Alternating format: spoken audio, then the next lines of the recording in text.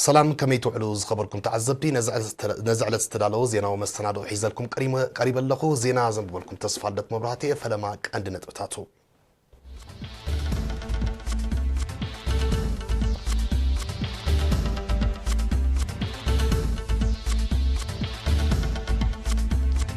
أبي وصل زنبرو إيرتراويان نتفتات زباو دبلوماسي كايدوم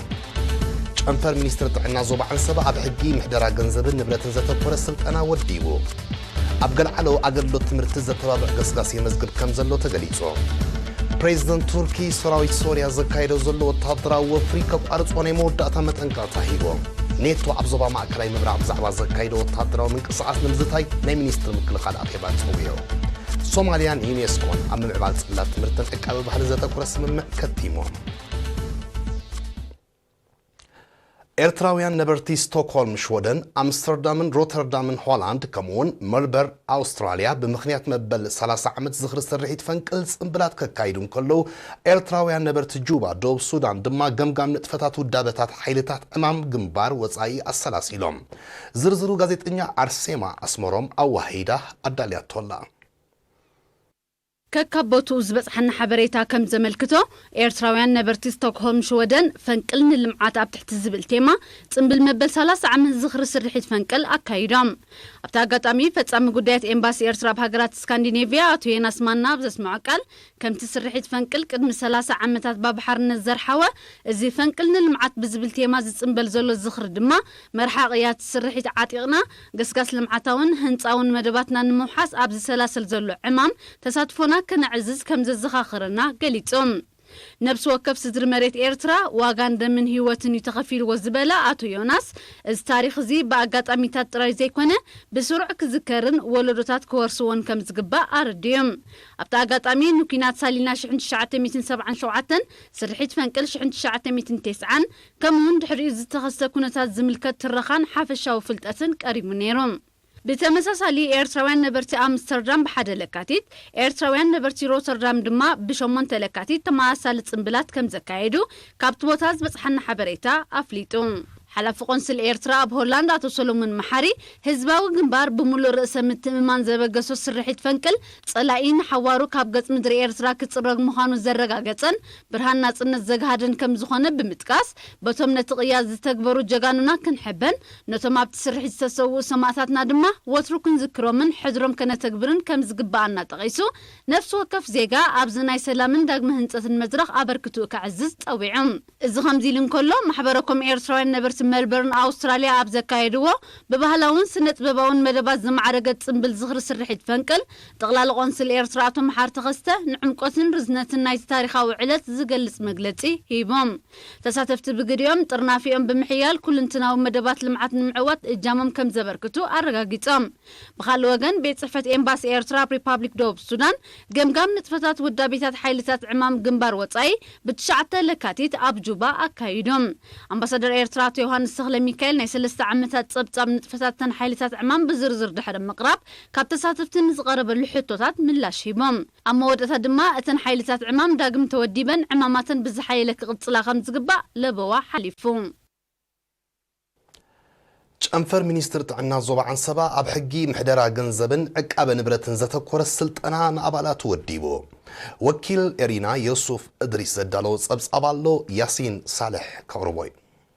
سبا أب حقي محدرا جنزبن عقاب نبرتن زتكور السلطنة نتسعة أبالاتو وديبوم أبتي بعصر تحدن عصر تخلطن لكاتيت بمويوين حقم فاينانسن ستوها بسلطنة أب استفلالي صفتات أقولقولت أنا زركب أبالات تساتيفهم حلافت أنفر دكتور كسات برهان سلمون أبزس مع مخفت قال نا قداسنة نايت سلطنة أب قسقاس ألتاون تفتاتهم بمتقاس كله تساتفاي نزقصوما فلتات نابتحتي كوردون كسر حلون تماسا سالي سلطنة تدما بدرجة منستري عامت أو خسرع تسويعم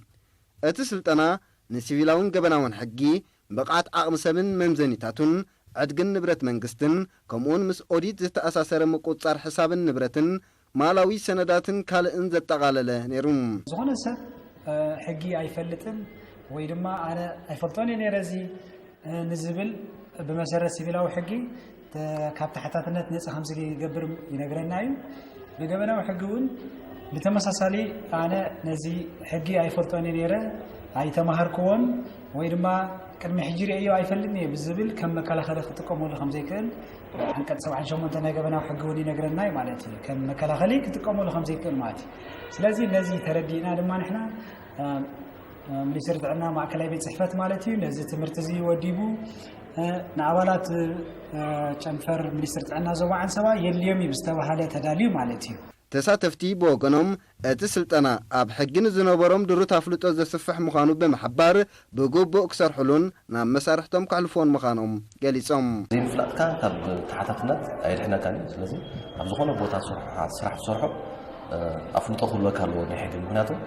ሕጊ ንድሕር ፈሊጥካ ኣብ ሓደ ስራሕ ክትሰርሕ ትኽእል ማለት ስለዚ ንሕና ዘይንፈልጦ ዝነበርና ኣብቲ ናይ ሕጊ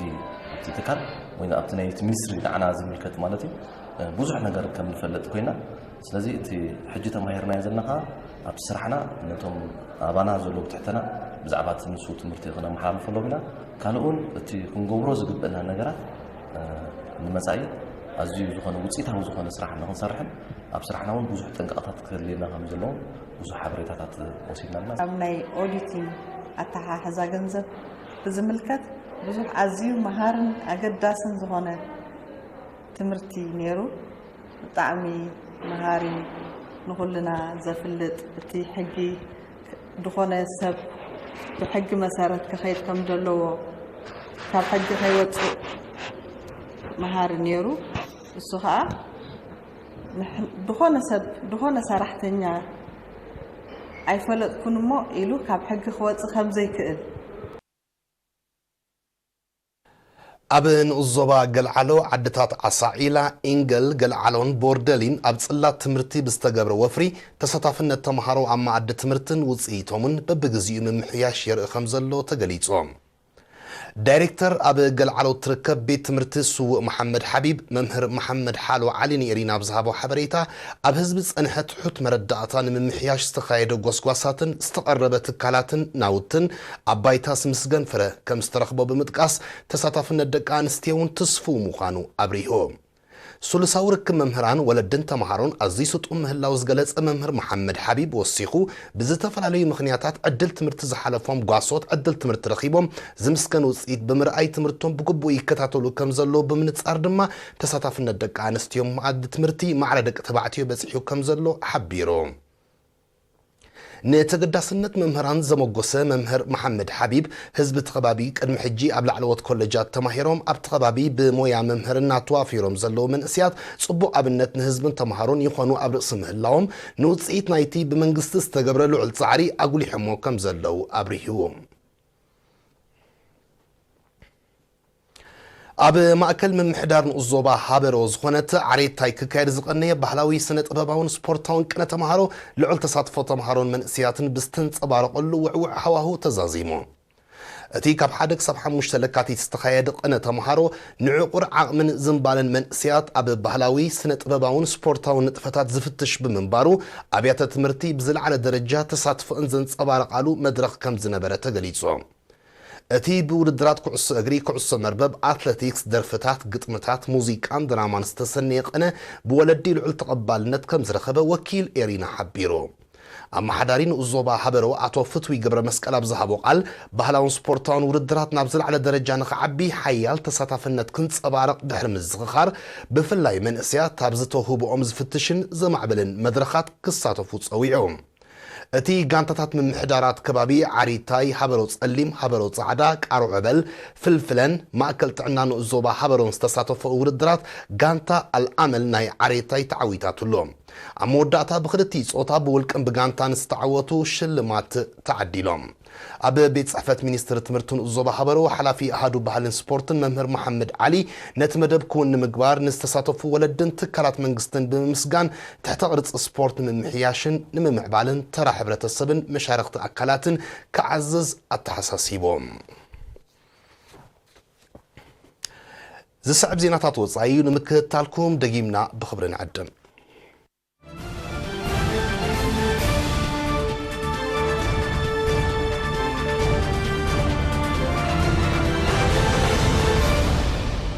ሰራዊት መንግስት ሶሪያ በ10 ለካቲት ኣብ ሰሜናዊ ምዕራብ ኢድሊብ ኣብ ልዕሊ ዝተደኮነ ወታደራዊ ነቁጣ ሰራዊት ቱርኪ ብዘካየዶ መጥቃዕቲ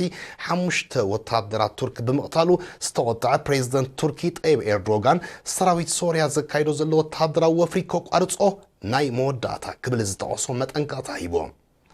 ፕሬዝደንት ኤርዶጋን በ10 ለካቲት ኣብ ዝሃቦ መግለጺ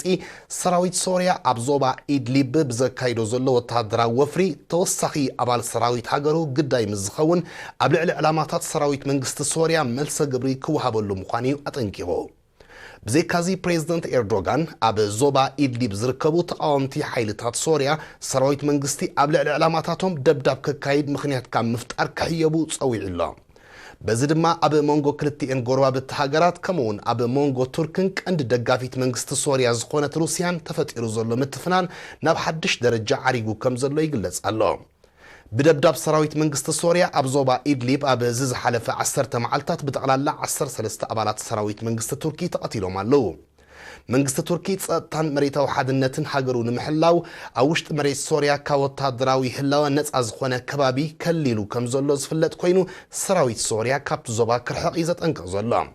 እንተኾነ ግን ሰራዊት መንግስቲ ሶሪያ ኣብ ትሕተቶም ሽበራውያን ክብል ዝገለጾም ተቃወምቲ ሓይልታት ዝርከብ ከባቢታት ነፃ ንምውፃእ ዘካይዶ ዘሎ ወታደራዊ ወፍሪ ብዝሓየለ መልክዑ ክቕጽሎ ምዃኑ እዩ ዝግለጽ ዘሎ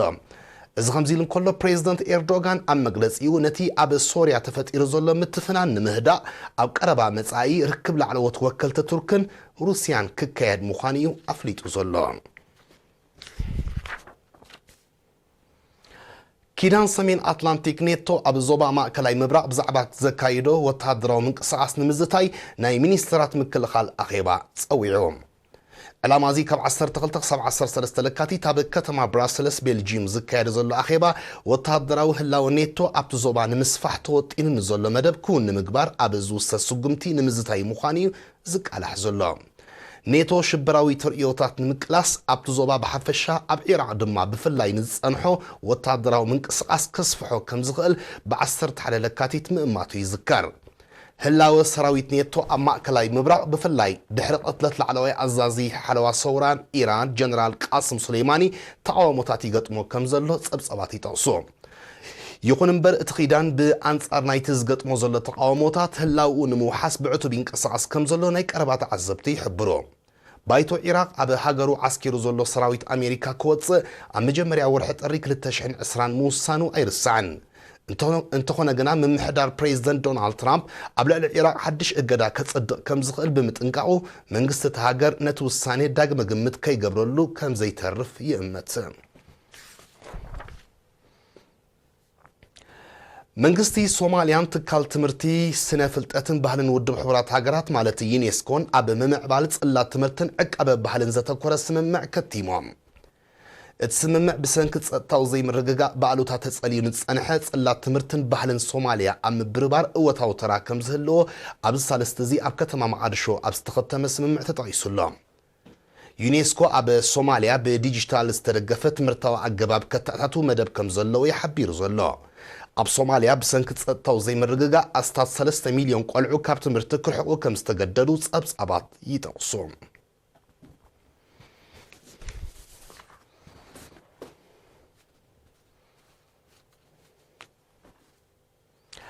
ዝኸበርኩም ተዓዘብቲ ስለምክትታልኩም ኣዝና ነመስግን ነዚ ዕለት ዝተዳለወ ዜናዊ መሰናድኦና ብዝተፈጺሙሎ ብሩኽ መዓልቲ